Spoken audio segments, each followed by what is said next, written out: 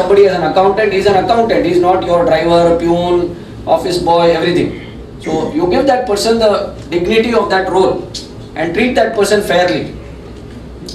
Recognize publicly. If something has been done well, you recognize that person in front of everyone.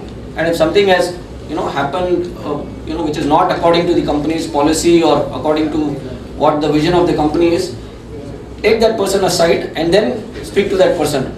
And don't get emotional when you are speaking to that person. You are always like this, I know you are good for nothing, or don't get abusive, physical. Try and be objective and try to keep it to what is absolutely required, because otherwise the person also doesn't feel that he has made a mistake. He gets angry that it deviates from what it was supposed to be. It is no longer a feedback, it is something like a shouting match. And he says remuneration should be commensurate with the skill, experience, and above all it should be equal to the market value. So if the market is paying X amount of money for that particular job, you don't need to pay 10x or 2x or even 1.5x. You can continue to pay the person X, but it should be commensurate with that particular thing. And you tell the person what that person's career is going to look like. You have a career chart for every person, from where that person is traveling to where that person can end when he works for your company. And there was something also interesting. You might not be able to retain a talent beyond a certain period of time, because he might be too big a fish for your pond. Your company might not be able to give that person a satisfaction in the long run. So what you do is, it's a symbiotic relationship where you ensure that the person delivers the maximum in your company, and he understands that by delivering the maximum, he goes outside with a good resume.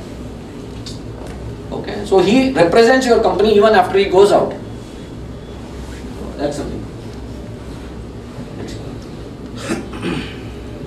This is something we say should be documented. When you have a career chart for someone, you ensure that you revisit that career chart, share that with the person, that this is where I visualize you in so many number of years or in the next 2 years, and keep that as a perspective whenever you have a conversation with that person, so that that person is also clear that it is not that you are exploiting somebody, or it is not, you are top of mind for that, for the employer as well. Have a training calendar for each staff. He says on an average there should be 8 training days a year for every staff member. It can be the role can be anything, but have 8 training days. Delegate continuously and delegate more.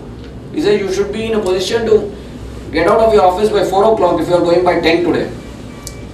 You work towards that. And once you get off the office by 4 o'clock, you try and find a way to get out of office by 12 o'clock.